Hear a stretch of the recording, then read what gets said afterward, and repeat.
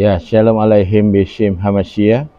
Hari ini saya ingin bagikan tentang kitab Lukas 16 ayat yang 19 sampai 31 ya. Tetapi saya ingin berfokus kepada ayat ke-22. Ya, di sini tentang bagaimana ada Lazarus dan orang kaya yang mati, dan kedua-duanya mati, dan yang satu Lazarus dibawa ke dalam pangkuan Abraham. Ya, kita lihat dalam ayat 22-nya, kemudian matilah orang miskin itu, lalu dibawa oleh malaikat-malaikat ke pangkuan Abraham. Ya, apa yang dimaksud dengan pangkuan Abraham? Ya, pangkuan Abraham adalah untuk menunjukkan kehidupan setelah kematian. Jadi Abraham berada di Holan Habah, atau orang Kristen yang menyebutnya dengan langit baru dan bumi baru, atau disebut juga dengan Yerusalem baru. Dan istilah ini lazim ya merujuk kepada tempat bagi roh-roh manusia yang setelah kematian itu, dan ada tertulis dalam kitab Yahudi, karena ini kebiasaan daripada pengajaran Yahudi.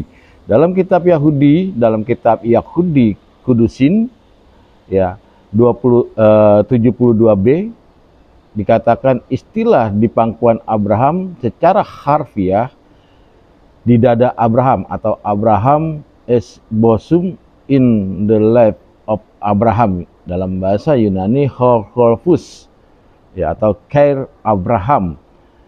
Dalam istilah ini lazim di kalangan Yahudi untuk merujuk kepada tempat bagi roh manusia setelah kematian.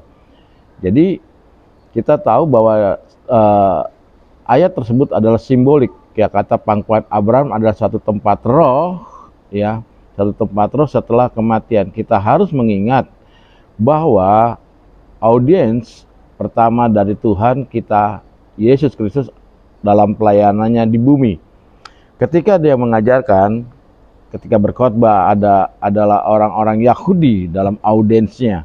Maka pemahaman Semitik ya yang sudah dipahami oleh orang-orang Yahudi, baik dalam Tanakh Ibrani maupun dalam Talmud dan tradisi-tradisi rabbinik ya, mereka begitu kental di dalam Alkitab kita ya. Maka jika kita mengembalikan terjemah tentang Alkitab yang ada ya ke dalam bahasa aslinya, dan penyelaman kepada sejarah maupun antropologi kebudayaan Semitik, akan semakin terasa indah Alkitab kita. Nah, saudara, bahwa Bapak Abraham adalah bapak leluhur Israel, yang dimana nantinya keturunan-keturunan Abraham nanti akan bersama-sama Abraham di surga, ya, termasuk orang-orang yang percaya kepada Kristus. Dan Kristus dikatakan Bapak Abraham, Ishak, dan Yakub. Nah, kitalah sebenarnya keturunan daripada bapak-bapak Abraham yang telah dijanjikan ya oleh kitab-kitab terdahulu, termasuk kitab Tanakh dan Talmud. Ya, kenapa Yesus merujuk kepada Holan Habah atau surga dengan kata lain, dengan Heg Abraham, artinya sebenarnya di dada Abraham atau pelukan Abraham atau pangkuan Abraham. Kenapa kita demikian harus mengingat bahwa audien pertama jemaat yang ditemui oleh Tuhan Yesus itu adalah jemaat yang berasal dari orang-orang Israel.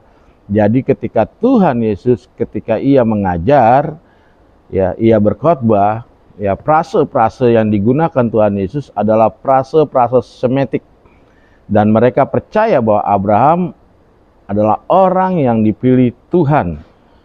Dan mereka yakin kalau Abraham mati, ya pasti masuk surga, sehingga semua keturunan Abraham ya pasti kalau dia mati akan bertemu di surga. Itulah sebabnya ya ayat di dalam Lukas ini Tuhan Yesus mengatakan menggunakan kata Heg Abraham, atau pangkuan atau pelukan atau di dalam dada Abraham.